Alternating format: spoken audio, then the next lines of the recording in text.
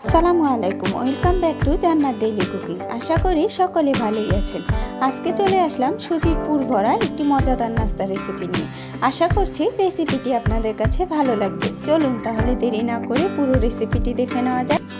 এই নাস্তাগুলো তৈরি করে নেওয়ার জন্য আমি প্রথমেই 1 কাপ সুজি একটি ব্লেন্ডারের জারে নিয়ে নিলাম। এবার সুজিগুলোকে ভালো করে ব্লেন্ড করে নিচ্ছি। আমার সুজিগুলোকে ব্লেন্ড করে নেওয়া হয়ে গেছে। এবার এগুলোকে একটা বাটিতে ঢেলে নিচ্ছি। সুজিগুলো ঢেলে নেওয়া হয়ে গেলে এর মধ্যে দিয়ে দিলাম পরিমাণ মতো লবণ আর দিয়ে দিলাম 2 টেবিল চামচের মতো সাদা তেল। এবার এই শুকনো উপকরণগুলোকে ভালোভাবে মেখে নিচ্ছি। মাখতে মাখতে যখন দেখব হাতে মুঠি করলে একটি সুন্দর মুঠি হয়ে যাচ্ছে, তখন বুঝতে হবে মেখে নেওয়া পারফেক্ট হয়েছে। মেখে নেওয়া হয়ে গেলে অল্প অল্প পানি দিয়ে একটা সুন্দর সফট ডো তৈরি করে নিতে হবে। আমি অল্প অল্প করে পানি দিয়ে মেখে নিচ্ছি, একসাথে বেশি পানি দেওয়া যাবে না।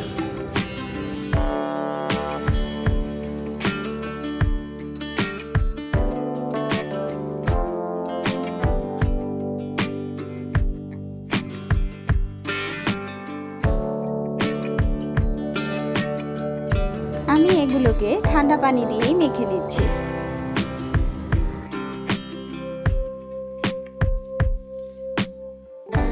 আমার সুন্দরভাবে মেখে নেওয়া হয়ে গেছে। এবার আমি এর উপরে একটু সাদা তেল দিয়ে দিচ্ছি। তেল দিয়ে ভালোভাবে মেখে এটিকে 10 মিনিটের জন্য রেস্টে রেখে দিচ্ছি। অন্যদিকে এখন আমি পুরটা রেডি করে নিব। পুরটা রেডি করে নেওয়ার জন্য আমি চুলায় একটি কড়াই বসিয়ে দিয়ে এর মধ্যে সরিষার তেল দিয়ে দিয়েছি। তেল গরম হয়ে গেলে এর মধ্যে একটা পেঁয়াজ কুচি আর একটা রসুন কুচি দিয়ে দিয়েছি। এবার এগুলোকে একটু ভেজে নিচ্ছি যাতে পেঁয়াজ রসুনের কাঁচা গন্ধটা চলে যায়। আমার ভেজে নেওয়া হয়ে গেছে। এবার আমি আগে থেকে সিদ্ধ করে ম্যাশ করে রাখা আলু এর মধ্যে দিয়ে দিচ্ছি। আমি 2টা আলু সিদ্ধ করে ম্যাশ করে রেখেছিলাম।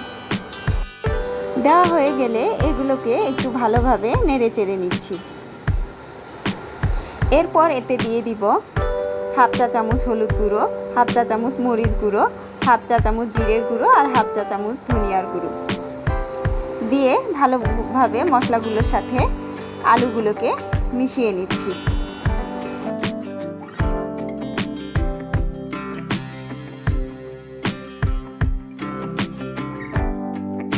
এখন দিয়ে দিলাম পরিমাণ মতো লবণ।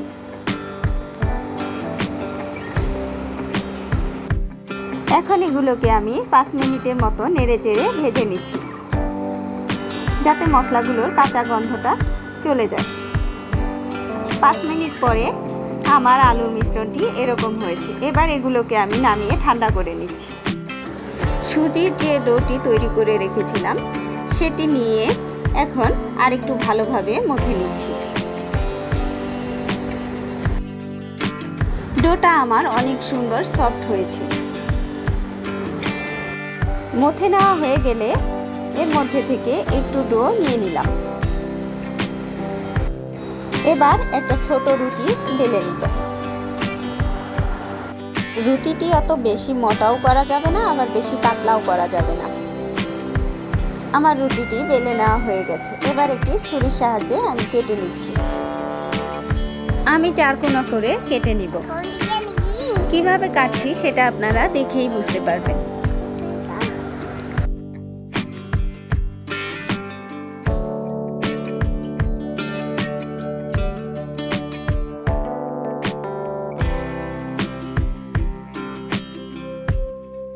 আমার কেটে নেওয়া হয়ে গেছে। এখন এর মধ্যে তৈরি করে রাখা আলুর মিশ্রণটি দিয়ে দিচ্ছি।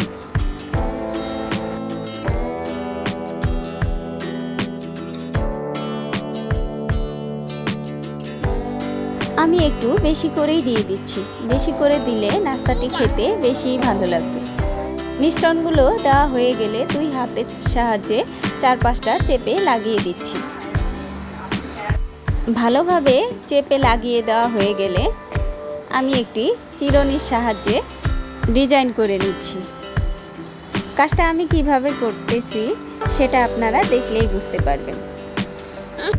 এই পিঠাটি তৈরি করে নেওয়া কিন্তু অনেক সহজ, খুব সহজেই তৈরি করে নেওয়া যায়।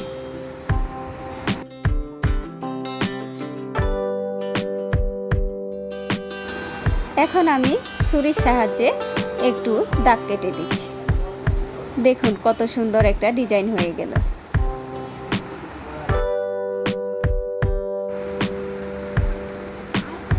আমার একটি নাস্তা তৈরি করে নেওয়া হয়ে গেছে। আমি আরেকটি তৈরি করে দেখিয়ে দিচ্ছি।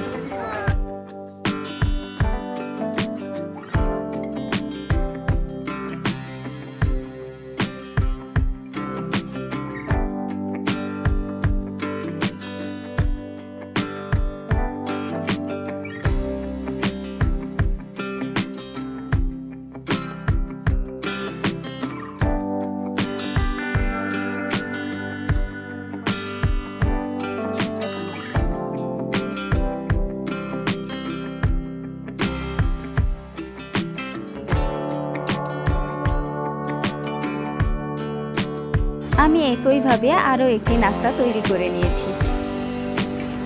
এভাবে আমি সবগুলো নাস্তাই তৈরি করে নিয়েছি।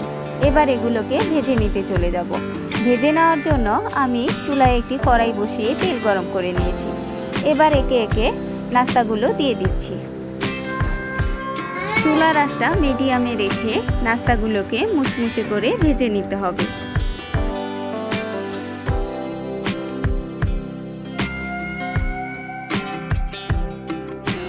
একটু সময় নিয়ে নাস্তাগুলোকে ভাজতে হবে। বাসায় একবার হলেও এই রেসিপিটি ট্রাই করবেন। ছোট বড় সবাই অনেক বেশি পছন্দ করবে। এই নাস্তাটি দেখতে অনেক সুন্দর হওয়ার কারণে ছোট বাচ্চারা একটু বেশিই পছন্দ করে। নাস্তাগুলো যখন সুন্দর একটা লালচে কালার চলে এসেছে তখন আমি নাস্তাগুলোকে উঠিয়ে নিচ্ছি। দেখুন নাস্তাগুলোর কালার কতটা সুন্দর হয়েছে। আমি একইভাবে সবগুলো নাস্তাই ভেজে নিয়েছি। এবার এগুলোকে পরিবেশন করে দেখিয়ে দিচ্ছি। দেখুন নাস্তাগুলো কতটা সুন্দর লাগছে। আশা করছি রেসিপিটি আপনাদের কাছে ভালো লেগেছে। রেসিপিটি ভালো লাগলে সাবস্ক্রাইব করতে ভুলবেন না। ভিডিওটি দেখার জন্য অনেক ধন্যবাদ। আল্লাহ হাফেজ।